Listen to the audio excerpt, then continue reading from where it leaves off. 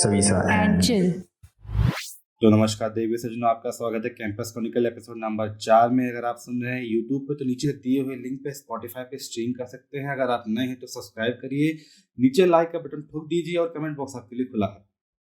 तो खबरों का सिलसिला शुरू करते हैं। खबर आ रही मेजर से। सभी बैचों के 1 या 2 मेजर हो चुके हैं।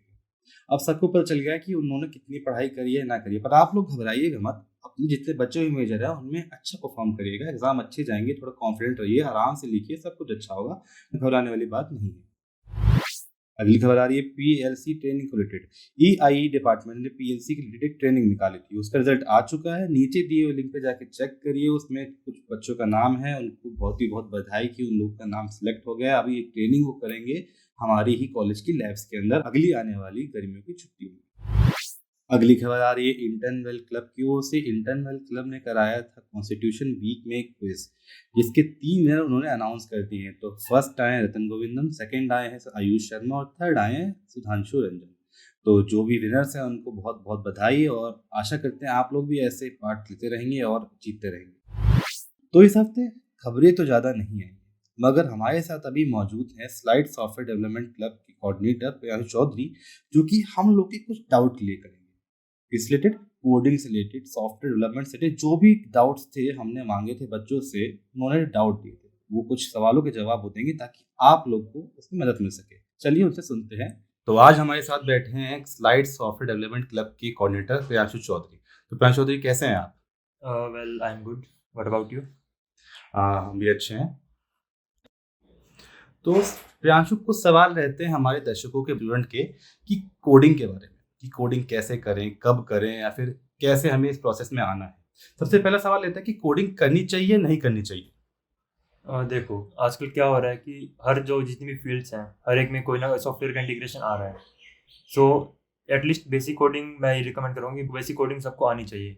बिकॉज लेट्स सपोज केमिकल आ रहा है, सो केमिकल में भी एनालिसिस, केमिकल के एनालिसिस वगैरह के लिए आजकल के हर एक इंडस्ट्री में सॉफ्टवेयर इंटीग्रेशन हो रहा है। So that will be my view point. Okay, अगला सवाल है कोडिंग कौन सी ईयर में करें बीटेक में? देखो, ऐसा चीज़ का कोई परफेक्ट आंसर नहीं है कि कौन सी ईयर में स्टार्ट करना है। सो बेसिकली क्या होता है कि फर्स्ट ईयर में आप एक्सप्लोर करो आपको किस फील्ड में जाना है, एंड जो बेसिक कोडिंग जो हमारे कोर्स करिकुलम है वो तो होती है। सो देन सेकंड ईयर में आप देख लो कि अगर आपका इंटरेस्ट बन चुका है कोडिंग में, सो आप कोडिंग कंटिन्यू करो। एंड अगर लेट हो गए हो तो भी कोई इशू नहीं है, आप चाहे तो थर्ड ईयर में स्टार्ट कर सकते हो। प्रियांशु, अगला सवाल आ रहा है कि कौन सी लैंग्वेज चूज करें। बहुत सारी लैंग्वेज मार्केट में है, बहुत कंफ्यूजन होता है बच्चों को। हाँ, ये बात आपकी सही है, कन्फ्यूजन होता है, ऑफ कोर्स कन्फ्यूजन होता है बच्चों को। पाइथन, C++, जावा, मतलब बहुत सारी लैंग्वेजेस हैं। सो वो आपके इंटरेस्ट पे डिपेंड करेगा कि आप करना क्या चाह रहे हैं। Because you know like coding is also vast field. इसमें मशीन लर्निंग भी आती है, इसमें वेब डेवलपमेंट भी आता है, बहुत कुछ आता है। सो प्रोग्रामिंग ही करनी है, उसके लिए 2 लैंग्वेज मैं रिकमेंड करूँगा, C++ एंड जावा। C++ का क्रेज़ काफ़ी है, जावा की डिमांड बहुत है इंडस्ट्री में। जावा का थोड़ा ट्रेंड नहीं है, बट जावा की डिमांड ओवरऑल इंडस्ट्री में काफ़ी है। एंड C++ भी आजकल यूज़ हो रही है इंडस्ट्री में काफ़ी। सो C++ एंड जावा, ये दोनों मैं रिकमेंड करूँगा स्टार्ट करने के लिए। अच्छा, अगला सवाल है कि वेब डेवलपमेंट करनी चाहिए कोडिंग के साथ या नहीं करनी चाहिए? वेब डेवलपमेंट, देखो आपका क्या था, अगर आप जैसे कोडिंग कर रहे हो, आपको प्लेसमेंट चाहिए एंड आपको इंडस्ट्री में जाना है, सो इसके लिए ना प्रोजेक्ट चाहिए होते हैं आपको। सो कोडिंग के साथ ना वेब डेवलपमेंट एक बहुत अच्छा सिनेरियो ऐसे बैठता है, इसकी कॉम्बिनेशन अच्छा बैठता है। कॉम्बिनेशन अच्छा बैठता है कि इसमें लाइक वेब डेवलपमेंट का प्रोजेक्ट बनाओ and all that stuff. So web development आपको बेसिकली प्रोजेक्ट के लिए बना लो। वेब डेवलपमेंट भी एंडलेस फील्ड है, इसमें आप चाहे तो आगे और कंटिन्यू कर सकते हो। इसमें फ्रीलांसिंग अपॉर्चुनिटीज बहुत सारी हैं, एंड इसमें तो आजकल काफ़ी ज़्यादा ऐसे Node.js टाइप है, तो उससे प्रोग्रामिंग भी हो सकती है। इंटीग्रेशन काफ़ी अच्छा है वेब डेवलपमेंट का कोडिंग के साथ। कहीं हैवी तो नहीं हो जाएगा वर्कलोड के हिसाब से डेवलपमेंट और कोडिंग? नहीं, ऐसा कुछ नहीं है। वेब डेवलपमेंट भी अपने आप में एक इंटरेस्टिंग फील्ड है। आप अगर कोडिंग कर पा रहे हो तो आप वेब डेवलपमेंट को उससे रिलेट कर पाओगे। सो वो कोई ज़्यादा मुश्किल काम नहीं होने वाला।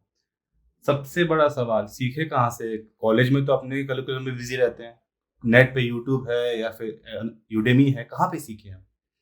देखो, सीखने के लिए रिसोर्सेज भी चाहिए होते हैं एंड कुछ गाइडेंस प्लान्स भी चाहिए होते हैं। सो मैं रिकमेंड करूँगा, स्टार्टिंग करनी है देन यूट्यूब पे जाओ, बहुत सारे अच्छे यूट्यूबर हैं, सो वहाँ से स्टार्ट कर सकते हो। कुछ 1-2 नाम ताकि बच्चों को मिल सके। Okay, so code with Harry मैं रिकमेंड करूँगा बिगिनर्स के लिए।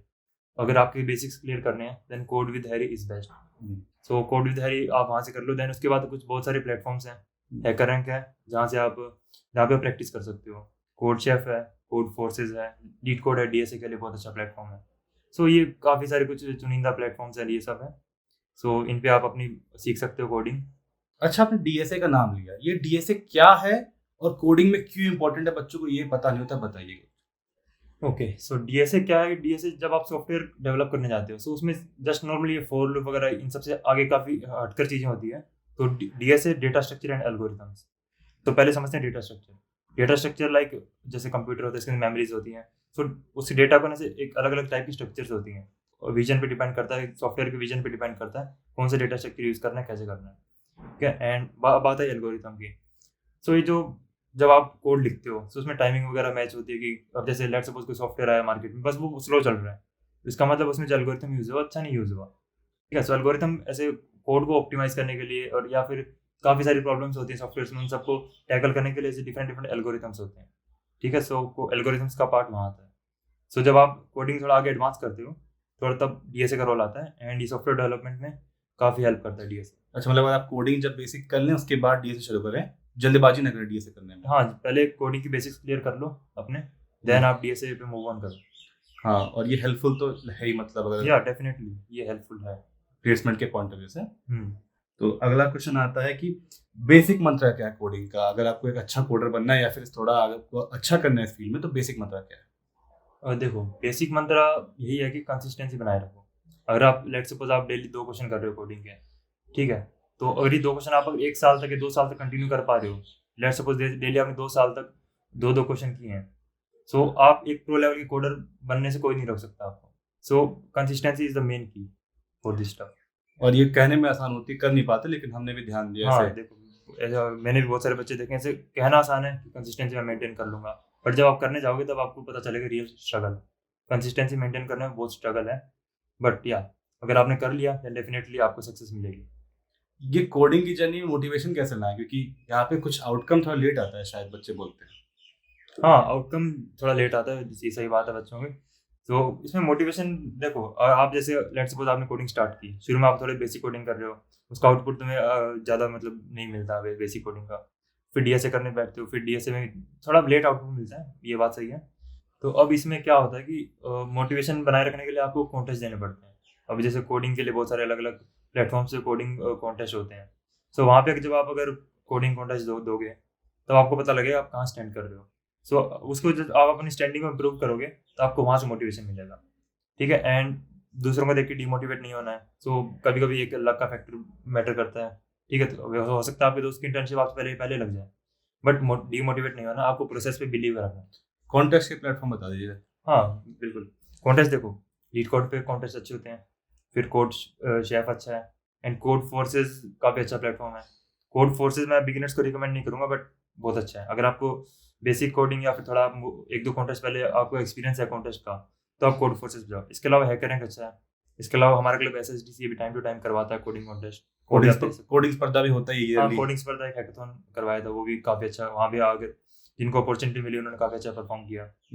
जिनको नहीं पता है, कोडिंग स्पर्धा स्लाइड का ईयरली कोडिंग कंपटीशन होता है, जहाँ पे आपका हैकाथॉन होता है। वहाँ पे आपकी प्रॉब्लम स्टेटमेंट होती है कोडिंग के लिए, और वहाँ पे आपको आंसर देना होता है। किसी को जो और जानना हो तो इंटरमीडिएट क्लब करवाता है, उनसे कॉन्टैक्ट कर लीजिएगा आपका। तो प्रियांशु, धन्यवाद आपका हमारे शो में आने के लिए। फिर कभी मिलेंगे अगले शो में। Thank you for inviting me. तो दर्शकों, ये थी हमारी बातचीत प्रियांशु चौधरी से, जो कि आए थे एसएसडीसी से। अगर आपको कोई सजेशन देना है, आपको भी हमसे बातचीत करनी, नीचे कमेंट बॉक्स में जाके हमको मैसेज करिए, हम आपको जरूर रिप्लाई देंगे। तो अगर आपको एपिसोड अच्छा लगा हो, नीचे कमेंट करिए, लाइक करिए, और अगर कुछ बात कहनी हो तो हमको टेक्स्ट जरूर करिएगा। पढ़ते रहिए, मेजर चल रहे हैं, एग्जाम देते रहिए, घबराइएगा मत। मिलते हैं नेक्स्ट एपिसोड में, तब तक के लिए बाय बाय।